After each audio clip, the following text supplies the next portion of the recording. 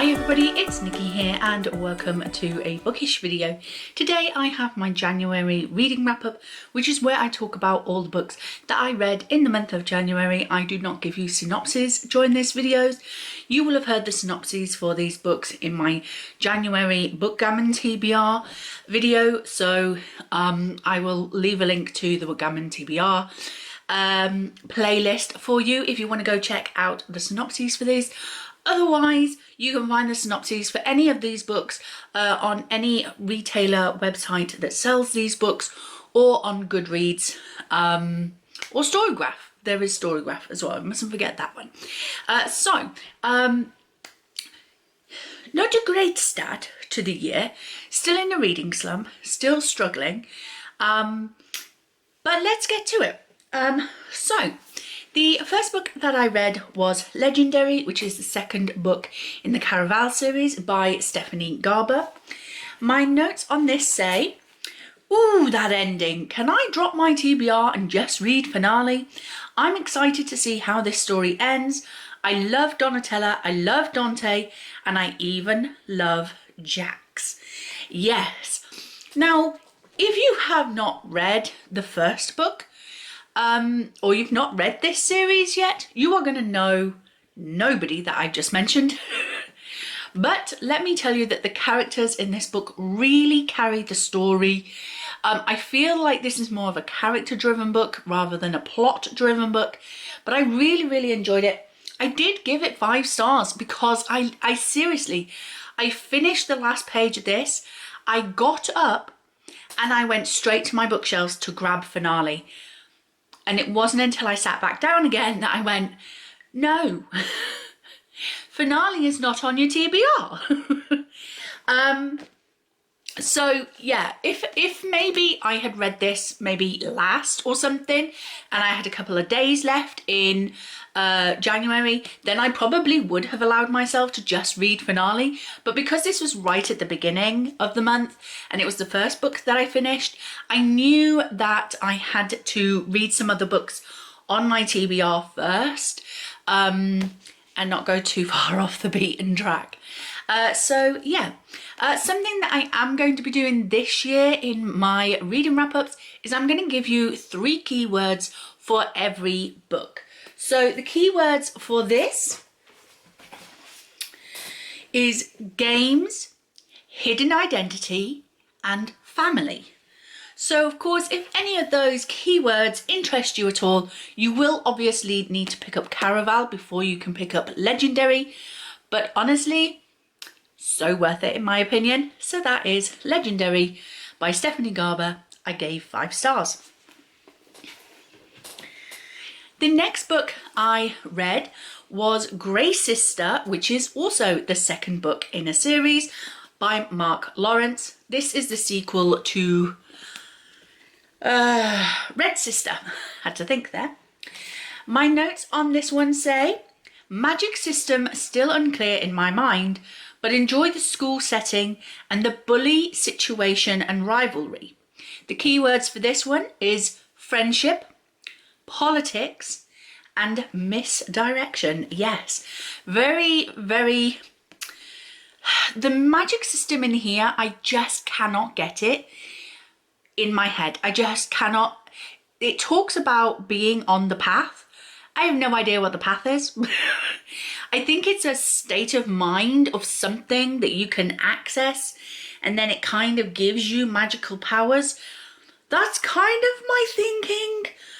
I don't know. If you've read the Red Sister, Grey Sister and Holy Sister trilogy, let me know. Can you please put it in the description? No, don't put it in the description. It might be a spoiler. If it's not a spoiler and you think it might help other people who might be interested in picking this book up, then yes, please comment in the comment section down below what this magic system is all about, because I'm utterly confused. The third book is on my February TBR and I'm still confused. So this one got 3 stars.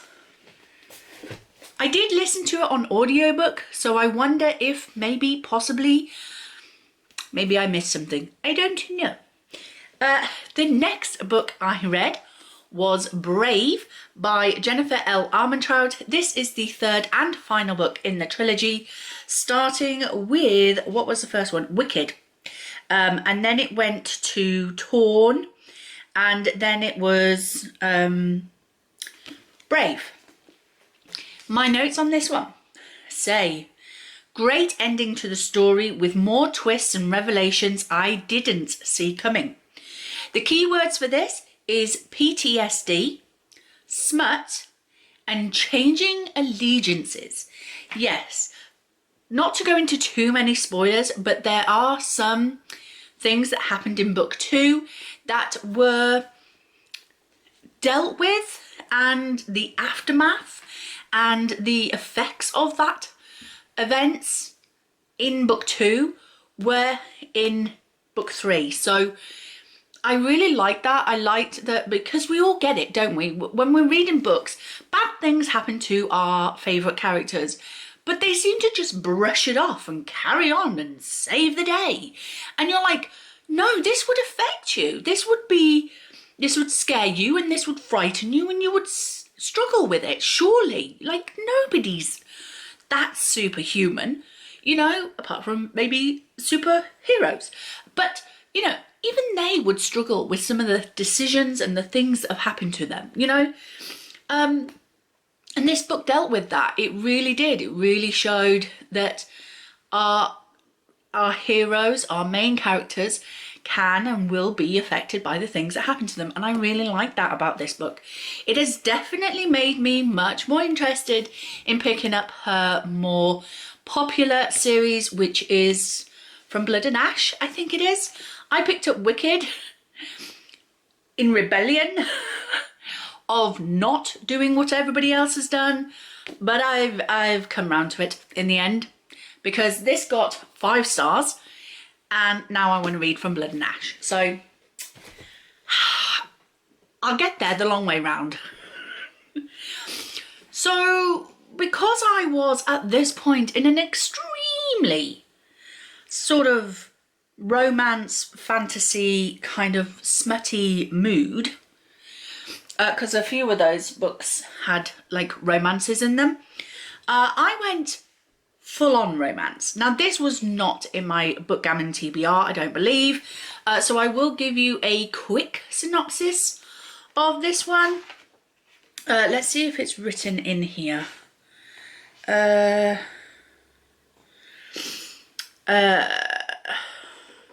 Basically, he is not a nice man. He comes from a crime family. She is just trying to pay off her husband's debts, or ex-husband's debts, and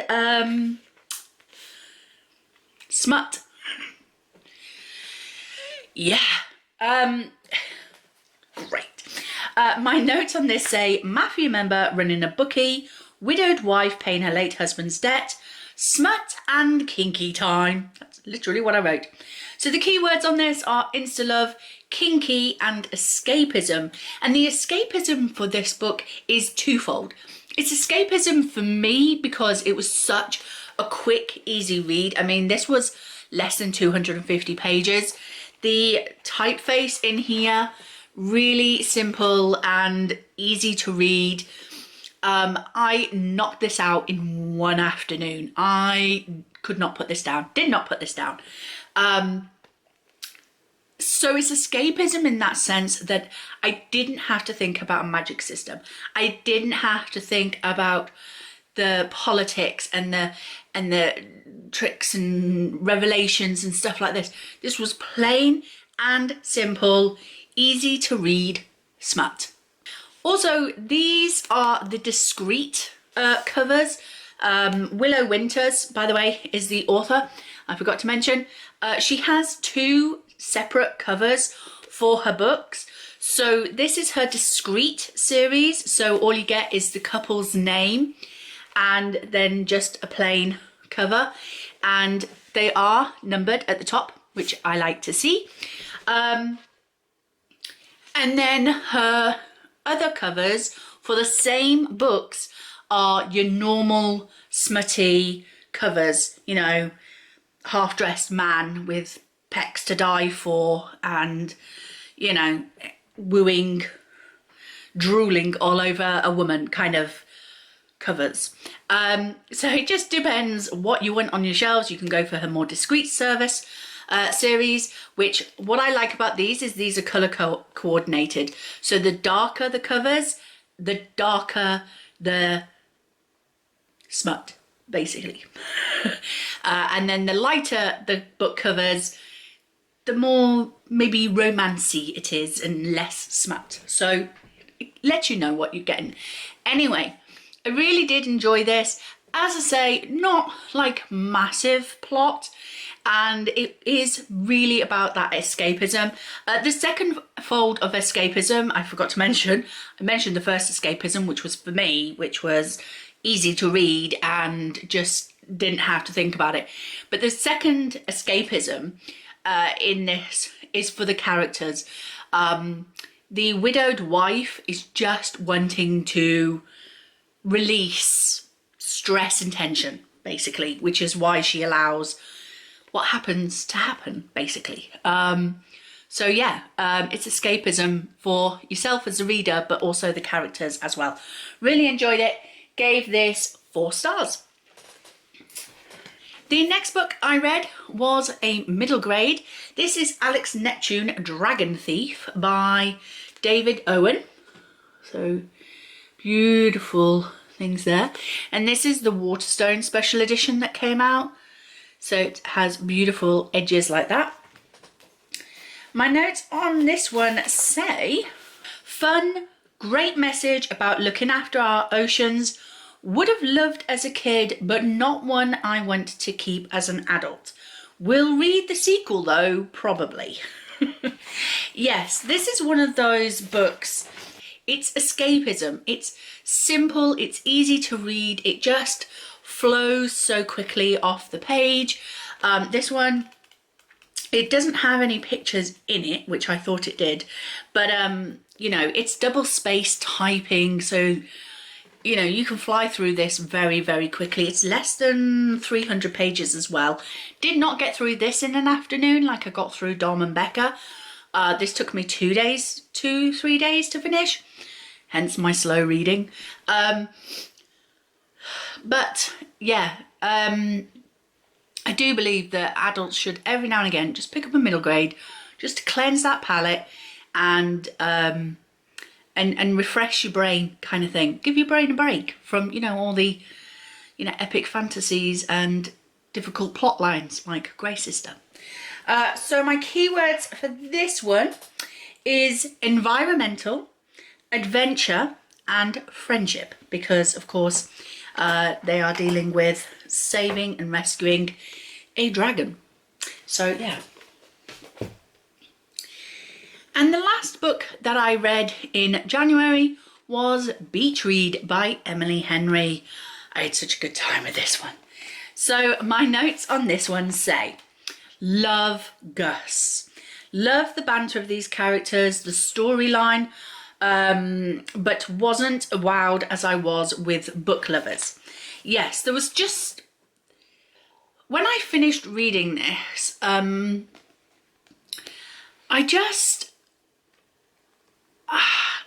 there was just something that stopped me from giving it a 5 stars. Couldn't tell you what it was, let's be honest. I racked my brain trying to think, why isn't it a 5 stars? I did enjoy it. I laughed out loud on numerous occasions at some of the things. There's something that happens in this book, which every time it happens in a movie or in a book, I can't help it. I crease. I laugh so hard. I find it hilarious. And it's that, you know, when somebody goes to walk away and you go, wrong way, and they have to backtrack and try and keep a straight face. It's that it just gets me every time. I'm sorry, I'm simple to please, honest. And so I loved this for that. The banter of this was brilliant. There was some absolutely cute moments. Like, I'd love like a romance story that was like this. I mean, I got Scott, who's loving and caring, but he's not, I wouldn't say he's romantic. I mean, when he proposed to me, he was down on his knees and he was like, are you gonna say yes or not? Because I need to get up, my knees are hurting me. That was my proposal. No romantic proposal story for me, sorry, but it's, to be honest, it's perfect because it just describes our relationship. We have such a laugh together and I love that man with all of my heart. So actually, you know what? I don't need a story, fairy tale romance. I have my romance story, but yeah, there was just something about this book in particular. I'm just thinking about Scott now. The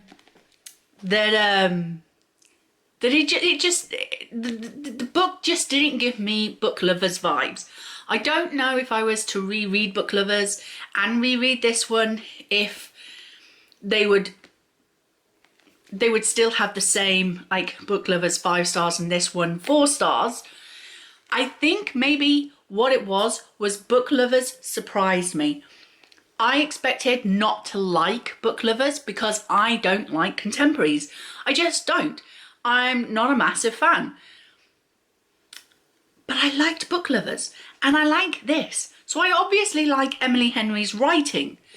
So I think what gave Book Lovers the edge was it surprised me. It surprised me that I enjoyed it as much as I did.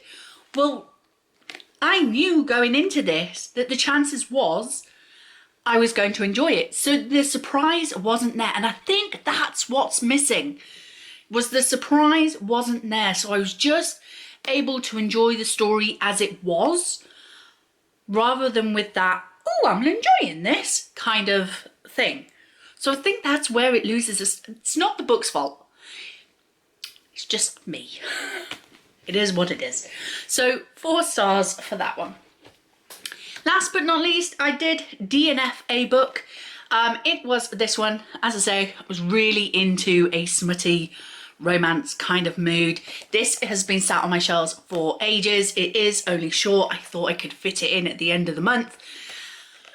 But oh my God, it took me about 3 days to get to 67 pages. This is Sign on the Line by Jamie Clevenger, and this is a sapphic, smutty book. I wouldn't even call it a romance because pretty much by page 67, which was at the point that I DNF'd this, she'd already had 3 one-night stands. I think so. This is only 204 pages. Part of me was like, just finish it, Nicola, for God's sake. I nearly swore then. For God's sake. But I just couldn't do it. I didn't care. That was the point. I didn't... See, I like a smutty book. But... And I'm no prude. I get it. People have one-night stands. It's fine. You're living your life. You're single. You're free. Have fun, whatever. But I like my smut to lead to romance. To lead... Even, dare I say it, even Dom and Becca, which was smut galore, the two do end up falling in love. Spoiler, but you know. Whereas the female character in here wasn't falling in love with anybody. And I didn't like that. I want my smut to lead to romance. I'm a romantic at heart. Yes, I enjoy a good time, but I want romance. That's what I want, and I wasn't getting it with this, and I didn't get. The storyline of this is that we have Alexis, who is a flirtatious delivery driver, and she works for a package shipping company, and she sleeps around with some of her customers. And then she finds herself committed to finding the rightful owner of a mysterious package that's fallen into her possession, and all she knows is the package belongs to someone in her apartment block. There is a woman in her apartment block who even though she's like very flirtatious and everything, every time she sees this woman, she just can't speak. She can't put herself across as well as, she's a bit like Chandler from Friends when he talks to women, you know, blah, blah, blah, blah, with this woman. So 3 guesses. You're not even going to need 2 of them as to how this is going to end. But I DNF'd it because I couldn't care less. Couldn't care less. No problem with it being sapphic. No problem with it being sexy and smutty. I want romance. That's what I want. I want romance and humour. And that's why Beach Read works. That's why Emily Henry's contemporaries work. Otherwise, I just don't care. So that is it. I do want to mention this. This was my bomb book for January. I do kind of mention this, I think, in February's Bookgammon. I got a little bit of a way. This is Shadow March by Tad Williams, the first book in a 4-book series. I did get about 146 pages in, but it was slow going. I really enjoyed this. This is very much like, it reminded me of the film Willow. Warren Davis, I think is the actor's name, who plays Willow in the movie. It reads very much like that movie, or seems very inspired by that movie, or that movie is very inspired by this. I don't know which one came first. I don't know. And I am continuing with it. I have just discovered it's on Scribd. The audiobook is on Scribd, so I have now converted to listening to this on audiobook, but it's not finished. But I just wanted to mention it in my January reading wrap up because it is my bomb book, and the rule is that I have to read the bomb book or I get a punishment. But I don't need to get a punishment because I at least started it. And now I'm listening to the audiobook, so I will hopefully get through it a lot faster. Okay, so let's go on to the stats. So the total number of books I read, 6. I read 6 books. Not good. I need to start getting at least 10 books a month read. I really do. Struggles, real struggles. I need to get out of this slump. The physical number of pages I read was 1,601 pages. I read no books via ebook, but I listened to 16 hours and 1 minute of audiobooks of books that I own, and that was because I listened to the audiobook of Grey Sister, but I did not borrow any audiobooks, so yeah.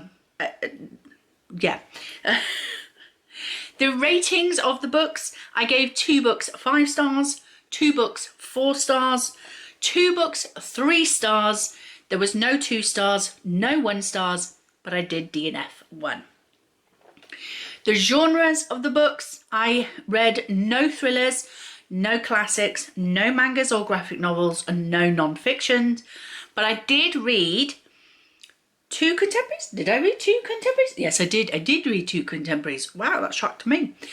2 contemporaries, 1 middle grade, and 3 fantasy sci-fis. Let's face it, they were all fantasy. The origin of the books that I read, I borrowed none of them, even though I did listen to the audiobook of Grey Sister, but I own Grey Sister, so it doesn't count as a borrowed book. And I owned all 6 of the books that I read. So that's 6 books off my TBR, technically. The format of the books, I read 5 physically. That's 4, Nicola. What are you doing? It's getting late. I read 5 physically, 1 audibly, and 0 ebookly. My word. The bindings of the books that I read, none of them were hardbacks. They were all 6 of them, paperbacks. The genders of the authors, 2 were male and 4 were female. The total points on my point system, I'm going to start doing this in my reading wrap up as well this year, so that you can see how many points I earned from reading these books. The total points that I earned for reading all 6 of these books was 380 points. Not good. If you want to know about my point system, I will leave a link to the video that I did describing the point system that I use for purchasing books.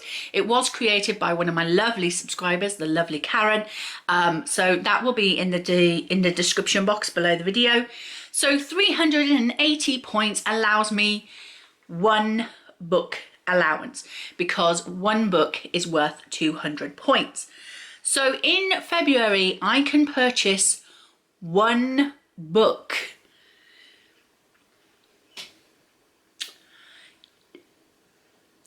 This is not going to happen. I'm going to go over that amount. But it does give me a rollover of 180 points, which I will add to whatever points I accumulate in February. So technically, I only need to read a book that gives me 20 points in February to get another book allowance. But anyway, it is what it is. I decided not to roll over the points from December in 2022, because you'll see in my January book haul, somebody went a little crazy buying books in January. So yeah, I'm not rolling over the points from December. So that is all of that. Moving on to some more stats for you. The longest book that I read was Legendary at 415 pages.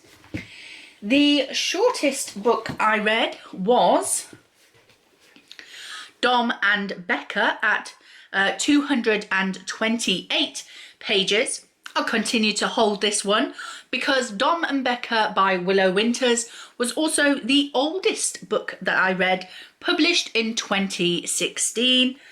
Although my DNF was from 2006. So that was technically the oldest book, but I didn't read it. I didn't finish it. I DNF'd it. And that's another change I'm making this year. I'm not counting DNFs in my statistics. The newest book I read was Alex Neptune. This was published in 2022. These are not the newest that I've purchased, but the newest published. And and then the highest rated on Goodreads was, oh, we've got a book tower. The highest rated on Goodreads was Grey Sister, coming in at 4.38 at time of checking. And the lowest rated was Dom and Becca with 3.76. I'm not surprised. This is an indie published smutty romance, so I'm not surprised that it got a low rating. However, 3.76 is still a fairly decent good rating. My least favourite of the month, again, not counting my DNFs, but my least favourite was Alex Neptune, Dragon Thief by David Owen, simply because, yes, I enjoyed the story, but it's one, I don't plan to keep it. I will be donating this, hopefully to some kids, probably to the library or something. And I'm not in a rush to pick up the sequel. Like, if I see the sequel in Waterstones and it also has fab edges, chances are I'll probably pick it up because I'll think, oh, I read the first one of those. But you know what? If I don't come across it, I probably won't pick it up. So yeah, there is that. So that is my least favourite. However, my most favourite was Legendary by Stephanie Garber, because as I say, I literally got out of my chair to grab the sequel to read the rest of this story because I was so engrossed, so involved and invested in this story. I really, really wanted to know what happens next. Finale was my star book for February's book gammon, but the damn beep, beep, beep, beep, beep, beep, witch with a capital B, book gammon just didn't get me to land on the goddamn star book. So I've got another bomb book for February, but never mind. I'll get finale read soon, I promise. Oh. Do you know how annoyed I was that I didn't get the star book? So yeah, Legendary has to be my favourite book of January. So I highly recommend this series. I don't know how it finishes yet because I haven't got to finale yet. Damn it. But anyway, that is it. That is my January reading wrap up. I hope you enjoyed this video. Have you read any of these books? Do you understand the magic system in the Red Sister trilogy? Please explain it to me. I don't know. I'm lost and confused. But yes, I hope you enjoyed this video. If you did, please like, comment and subscribe, and I will see you in the next one. Bye.